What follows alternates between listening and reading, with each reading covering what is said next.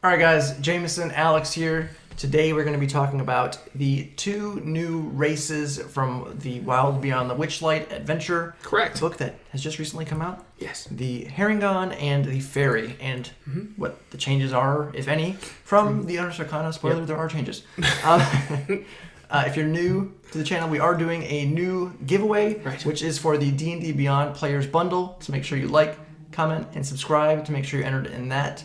So going along with the character creation options, they're kind of following the lines of Tasha's Cauldron of Everything, which is the feature of putting 2 ability score points in one ability and 1 in another. Which so you can kind of pick and choose. I do like that because a lot of the other... Because sometimes you're like, oh, I really want to play this race because of this flavor, this ability. And you're like, it gives 2 stats that I don't care about for the class I want to play. So it's like, this is... And you're like...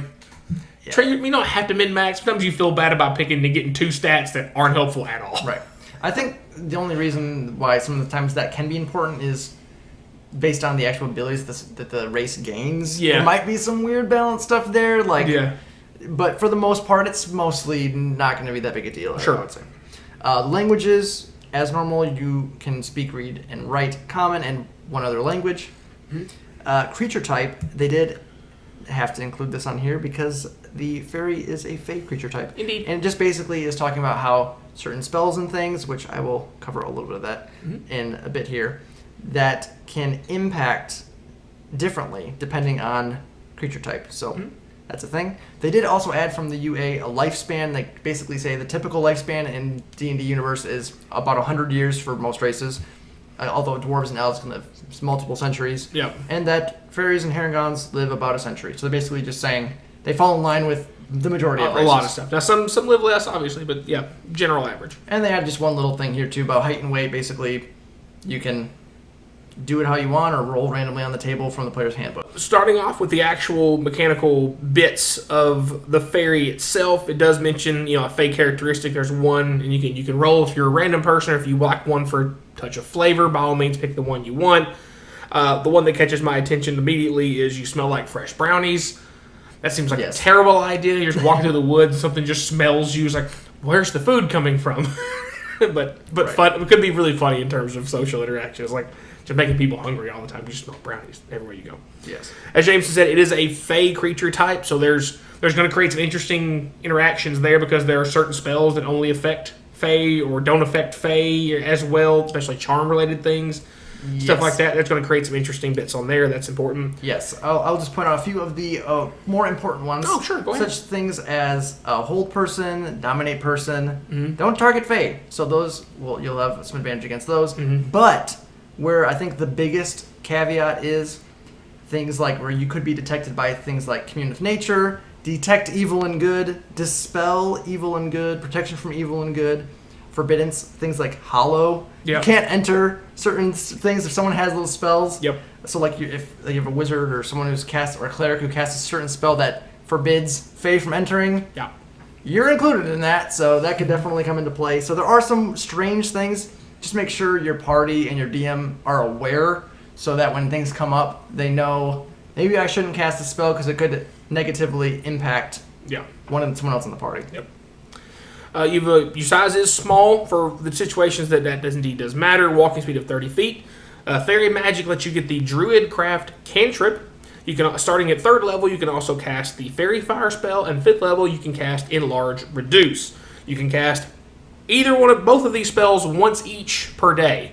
That's the way I say it, because the way it has it worded there is very... It is a little gray area. Gray area, because it says with this trait you can't cast that spell again until you finish a long rest. So you can cast each one of them once per day. But you can also cast them again if you are a caster that has spell slots at the appropriate level. So, so if you're, druid, bard, cleric, whatever, even if you don't normally have those spells, you can cast them still using your spell slots. And that is one of the other changes that was made. Originally in the Unearthed Arcana, they had Fey Passage where they could squeeze through a space as narrow as 1 inch. Now they just have access to Enlarge Reduce, so you can reduce yourself to a smaller size. You're not going to be able to get through 1 inch like that, but you could get through... if you go down to tiny... 6 inches or so, maybe. I'm thinking of... Because tiny size, their combat zone is 2.5 feet. And you can squeeze through a space... Half your size? The size smaller than that, which there is not a size smaller than that in 5th edition, but I did some research. Here we go. We have 3.5. They did have a size smaller than tiny, which was 1 foot square. Which was so you could squeeze, diminutive? Yeah, diminutive. Yes. And then they actually had fine, which is below that, which is a half-foot space. So if you're tiny, you squeeze through a 1 foot space, but that's for combat rules. Yeah. So you could say maybe gray area, maybe like 6-inch gap or so, but DM discretion, as always, on that. It also is important if for some reason you're not playing a caster. Normally, you do pick which stat you want your casting stat to be. So you could choose Intelligence, Wisdom, or Charisma when you choose this race. So if you're doing a Fairy Rogue, you don't normally have access to spells, so you could pick your Intelligence to be your casting stat if you so choose, for whatever. And also, you do have flight because your wings, you have a flying speed equal to your walking speed. But important to know, you can't use this flying speed while wearing medium or heavy armor. Yes, same as the Aarakocra on there. Obviously, they have less fly speed than them, but in the UA, they just had flying speed and could hover. Yep. So, and there was no limitation. Yeah, you could even be a chunky fairy and still fly around. Exactly. So those are the main changes: is the enlarge reduce, the limitation on the fairy flight, and the not being able to squeeze through the Fey Passage anymore. But yeah, pretty close thematically at least. They added the enlarge reduce. It fills a similar role. Yep. But yeah, is what it is.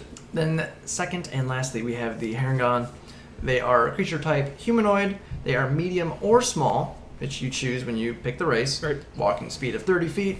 They have hair trigger, which they can add their proficiency bonus to initiative rolls.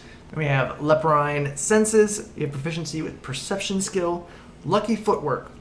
When you fail a dex save, you can use your reaction to roll a d4 and add it to the save, which was in the UA, but they added the thing where you can't use this reaction if you are prone or your speed is 0. Which makes sense. It makes sense, because before, it didn't matter if you were prone or had 0 movement speed, which doesn't really logically make sense. And then we also have the controversial rabbit hop, which is, as a bonus action, you can jump a number of feet equal to 5 times your proficiency bonus without provoking opportunity attacks. You can use this trait only if your speed is greater than 0. You can use it a number of times equal to your proficiency bonus, regain all uses on a long rest. So the reason why this was originally controversial is that a lot of people were saying it doesn't say it grants you additional speed. So a lot of people were thinking that this says it took your movement speed to do this hop as a bonus action. It says you jump. Right, because normally jump usually uses. Yeah, it takes your movement speed. But if without going into the fact that they released an article clarifying some of this, logically it would be a very poor ability, or a very lackluster ability, I guess is a better way to say it, if you had to sacrifice all your movement speed, and the only thing you're getting out of it by using your bonus action to move is essentially a disengage. Right. But that's very... It would be weird if that's all you got out of it, because otherwise it would just say you can disengage as a bonus action. Would be just as effective. Exactly. Yeah. So, but it's not worded that way. So, and a couple things that I did note on here is on the UA version, it was actually very different. It was rabbit hop. Once during each of your turns, when you walk at least 5 feet, you can hop, rolling a d12 and moving that many feet in the direction of your choice. This is where it's important. The extra distance doesn't cost movement, but you can only hop if your speed isn't 0. So they were essentially giving you a d12 extra movement every turn on the UA. So they were giving you additional movement speed. So I think thematically, it would make sense that they're doing the same thing, and they're also adding that limitation with the disengage as well to do that. Also, if that's not enough evidence for you, I did find an article. Now, it's not by Jeremy Crawford, so there's a little bit of salt on here. So he posted a person who works at D&D Beyond posted an official article on D&D Beyond talking about a preview of the Harengon, and it specifically says he put why this is a good ability. He puts rabbit hop adds movement speed and functions as a pseudo disengage. Mm-hmm. That is the sentence. And then it gives an example about a barbarian helping them get into reach of a target because they have more movement to be able to do so. They can hop, get closer, or a cleric running in, casting a touch spell. And inflict wounds, for example. Right, and then hopping back out, disengaging. Yep. So it doesn't really make sense.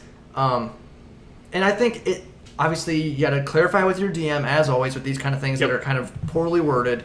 Hopefully we'll get something, I think, On the this weekend, I think they're doing another event or something where they're doing like live streams from D&D Beyond. I think Jeremy Crawford is doing a live Sage Advice. So he'll probably be answering a lot of questions that people have had recently. Sure. So that might be worth watching, or maybe we'll look into that. Maybe post a video about some of the stuff that came out of that. It might be interesting.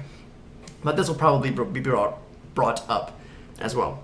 One last thing I want to touch on, it's not race related, it is based on the characters. So in case you haven't seen our overview video in this case, is the character traits that they do put in here. So if you do choose either one of these races, it talks about extra personality traits, ideals, bonds, flaws that really fit into creating a character in this domain. So if you're creating, most likely you're going to play in this domain if you're creating one of these characters. If not, you can still use them in other situations too, as long as your DM's cool with it. Right. Most of the time with the roleplay stuff like this, it's all flavor, so I don't really see whether it'd be much issue.